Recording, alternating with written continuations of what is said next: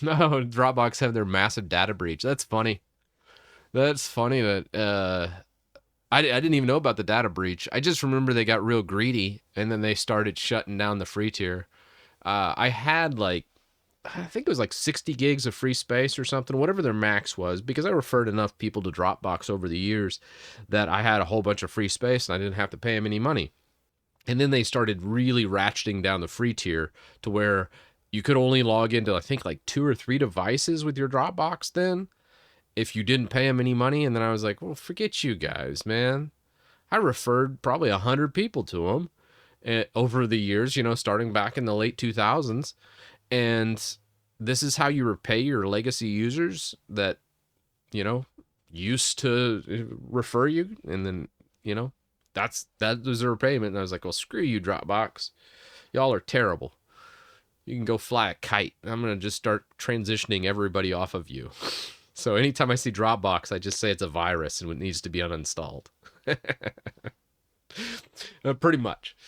Uh, or use like a global account to just transfer things back and forth. Usually in business, you'll have like one global Dropbox one for some stuff, but I don't like Dropbox being installed in people's computers, especially in a business environment.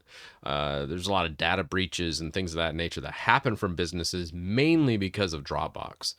I remember going to like a security symposium, and the speaker of the day said that the most effective virus ever created in the business environment was Dropbox, mainly because they could easily transfer all that sensitive material from the business from the hosted servers into like a Dropbox that gets replicated, and then it's out of the IT's control. And yeah, the rest is history. So yeah, Dropbox bad. Yeah, Nextcloud or a self-hosted instance is obviously the best way to go. Something you have control over. OneDrive's what a lot of people end up using these days just because they give so much out for free, and a lot of it comes with the like O365 accounts. And O365 also is still owned by the business, so it makes a lot of sense.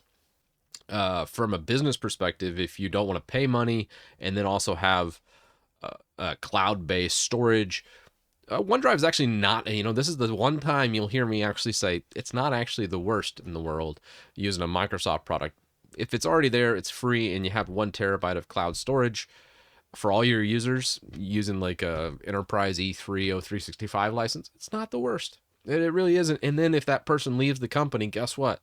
You don't have to worry about the credentials to log into the Dropbox. It's all OneDrive, and you can easily shut them out of it because it's tied into your O365.